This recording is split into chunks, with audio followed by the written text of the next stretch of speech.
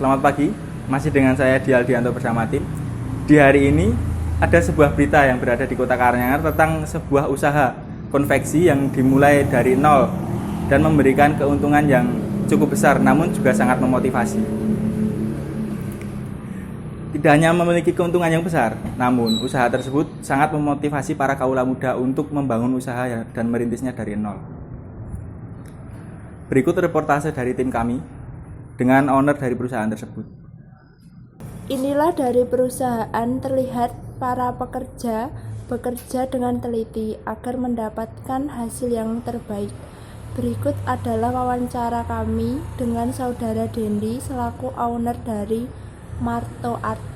Oke, ini saya dari Universitas Slamet Riyadi, mahasiswa semester 5. Tugas kelompok dari teknik reportase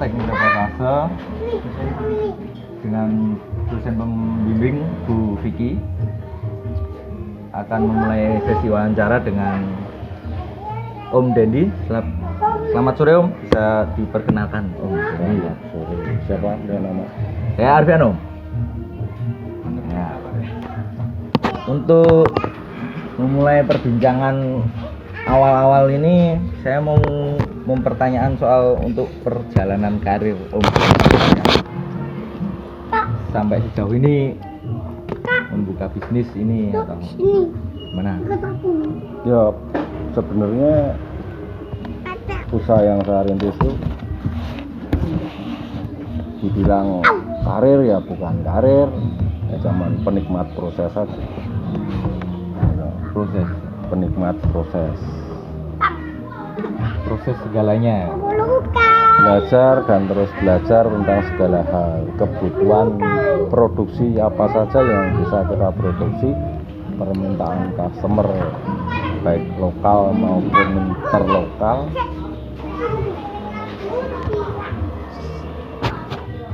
Asal muasal pertama itu cuman iseng-iseng. Wah, sing berhadiah ya. Semua itu yo hobi jadi hobi. Nah, kita itu seniman kujur kali. Ngomong ke sejarah sablon, konveksi dan percetakan yang selama ini jadi publik figur lah ya katakanlah. Publik figur ya. Meskipun di kampung, jauh dari kota.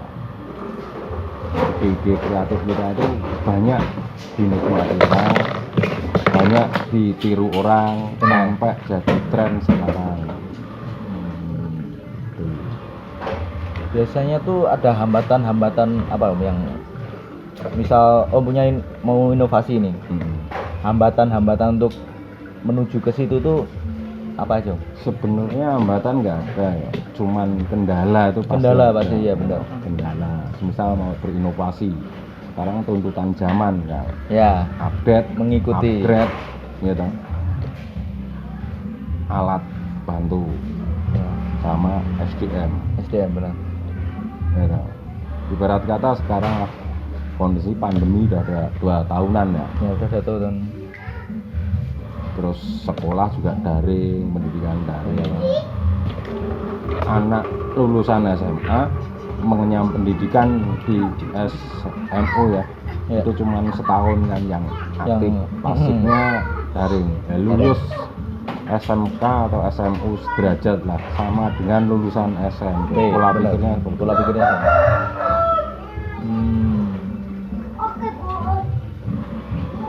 Untuk ini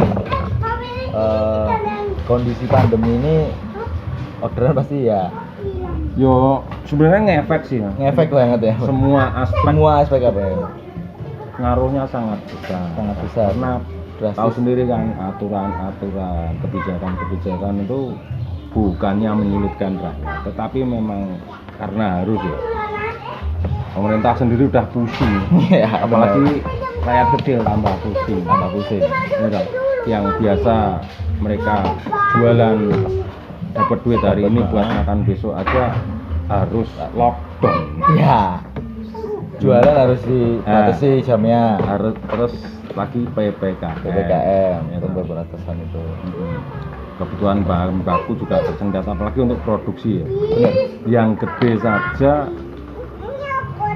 gulung tikar banyak, apalagi yang kecil. Benar. Kalau tidak kreatif, inovatif, dan up to date, ikuti tren atau bikin tren,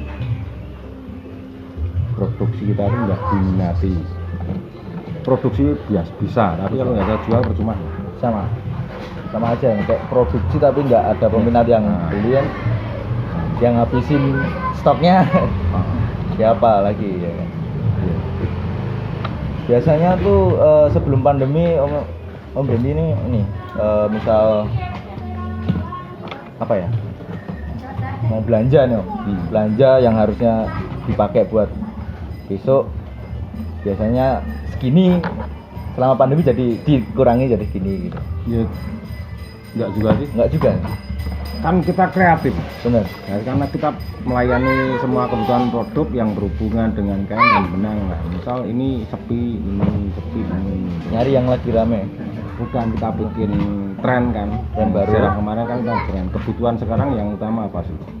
Masker kan. Benar, Jadi masker. selama pandemi ini masker. Ya, kan? Ya kita bikin produk itu Juga untuk APD ya sama kan, masker sudah sama. APD. Oh ya, Pelengkap. pelengkap pelindung diri. Untuk yang sekarang yang penting kan main aman, ikuti aturan. Yang dicari cuma apa sih, kertas semua. Ya. Untuk yang nggak tahu, kita udah ngobrol secara offline tadi sama Om Bendi. Ngobrolin kertas.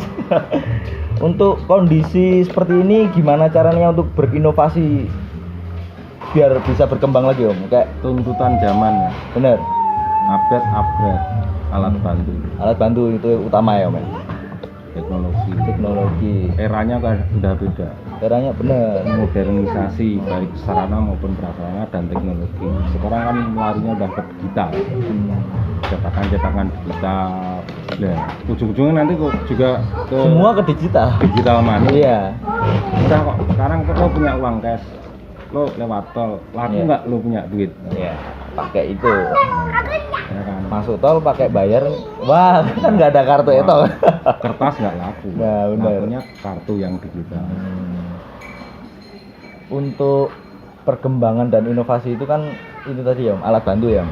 Ada juga yang orang bersiteguh untuk wah saya manual. Orang yang nggak mau berkembang kayak gitu Om. Ada Bukannya nggak mau berkembang, karena memang bidang yang digeluti dan dikembangkan itu. oh Nggak bisa yang ngalahin namanya teknologi manual. Untuk kelas produksi tetap minimalis manual. ini manual. Tapi dengan berkapasitas, kan beda lagi tuh. Ibarat kata untuk kebutuhan produksi sablon, ngejalu cuma 6 palet, 12 palet mau ngerjain 1000 kaos, butuh waktu lama Pak. Bener. Nyampur pigmen iya, Kan pengerjaannya untuk loading sampai loading. finish, apalagi tuntutan sekarang itu maunya cepat Cepat bener. dan bagus, Bener. murah lagi. Ya, itu susah sih Om. Ya. Aneh, ada kata-kata angel bisa angel. Ya. Bis kayak gitulah. Bener. Sebenarnya kesulitan itu yo ada sih, Bener.